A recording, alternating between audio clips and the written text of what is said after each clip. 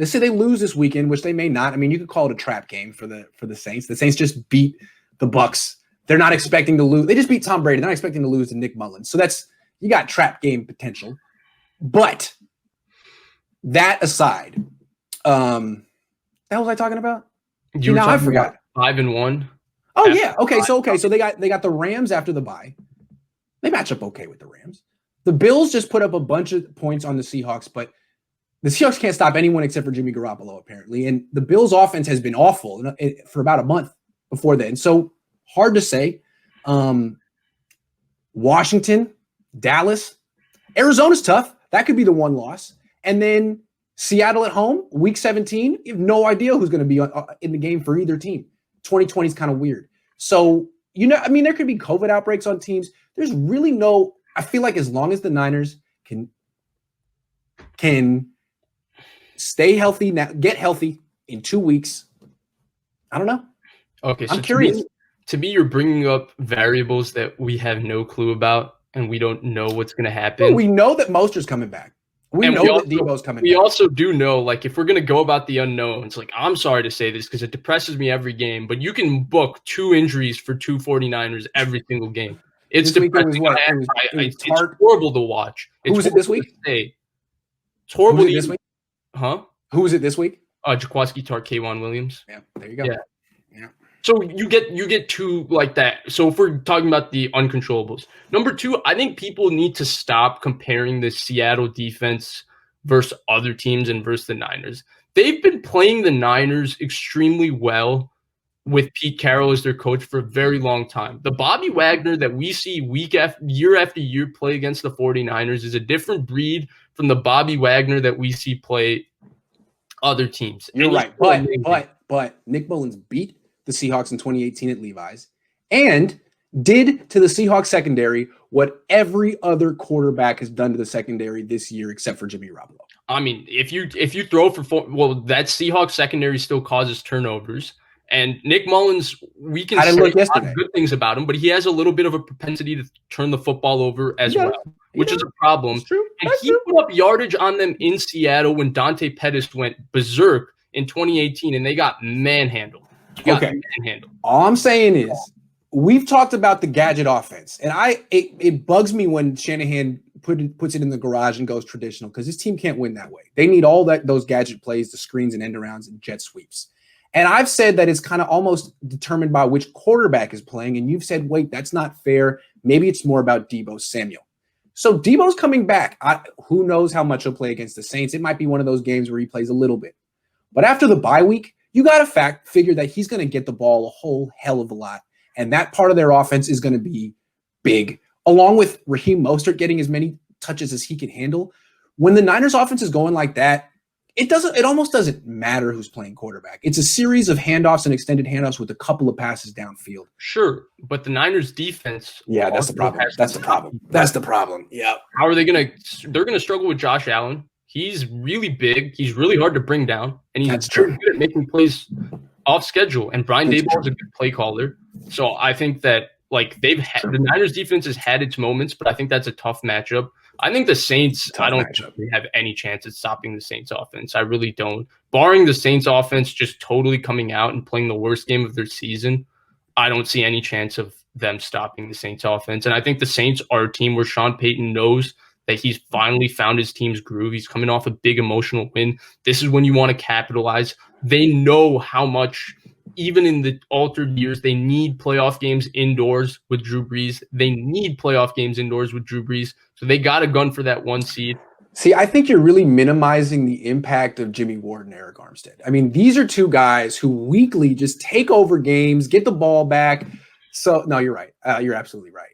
If they had trouble with that offense last year, good Lord. Remember, Jared Cook, they had no answer for him last year. He's going to be back. He left that game right after the first quarter. Right. And that was Emmanuel Sanders. Al-Shaair, they absolutely exposed Azeez Al-Shaair in that game. Yes. They exposed him. And he's going to pick people to go at. Emmanuel Mosley has played hard, but he's kind of been also victimized the last 2 games.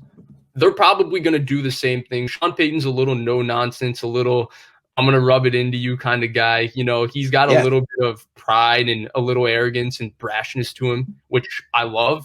And I think that he's definitely gonna want to come in there, especially after Kyle put on that show last year. Yeah. Right. So I think they're gonna have a little bit of something to say. And I think also I think that Saints defensive line is just serious. And Trent Williams guards one side, but Justin School wasn't the only problem on this offensive line. And it's not that it's a bad offensive line. It's just blocking David Amumada, Cam Jordan, Marcus Davenport, Trey Hendrickson. It's a different animal. And Nick Mullins doesn't seem to react well, or none of the Niners quarterbacks apparently this year don't react well to any kind of pressure. So, well, real quick, what I'm going to say is if the Niners come out with the game plan they had against Philly, Miami, and Green Bay, they're going to lose by 30. Or Arizona. Or Arizona. If they come out with that gadget offense that they used in their wins, I'm not saying they're going to win, but they will definitely compete. They'll control the time of possession. They'll run for more yards than the Saints because the Saints don't really want to run the ball.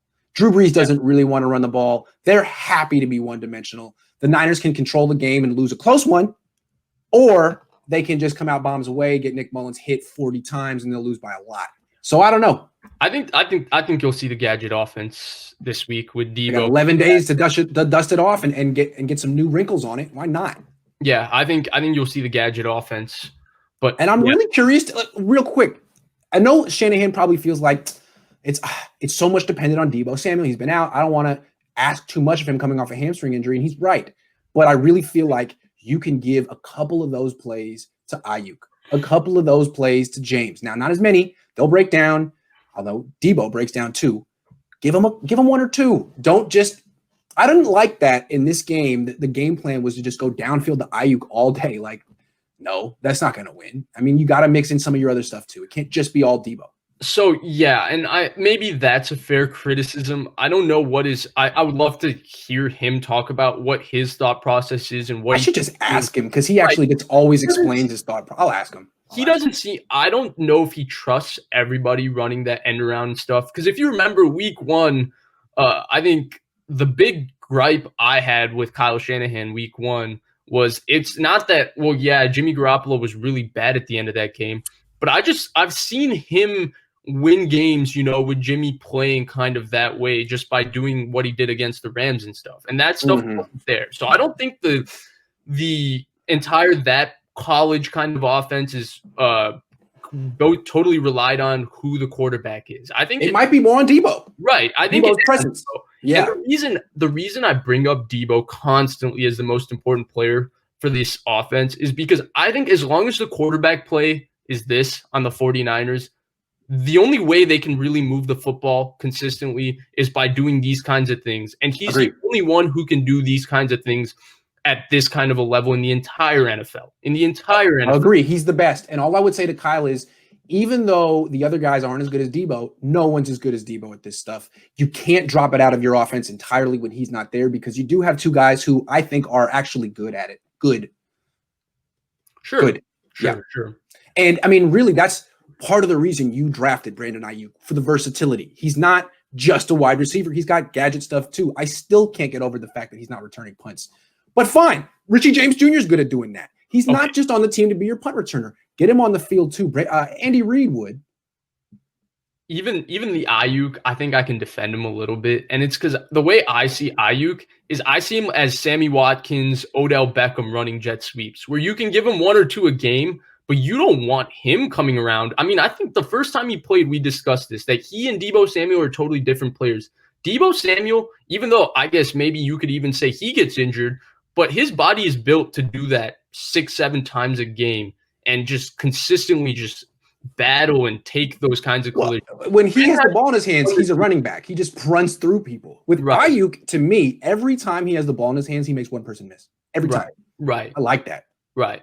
So we're getting a bunch of questions coming in. Right. And one last thing before we start answering questions. To be fair to Deebo, I think people are totally constantly discrediting or totally disregarding. He is a very legitimate wide receiver. I'm going to continue to say this, and I think he's a very, very good number 2 wide receiver.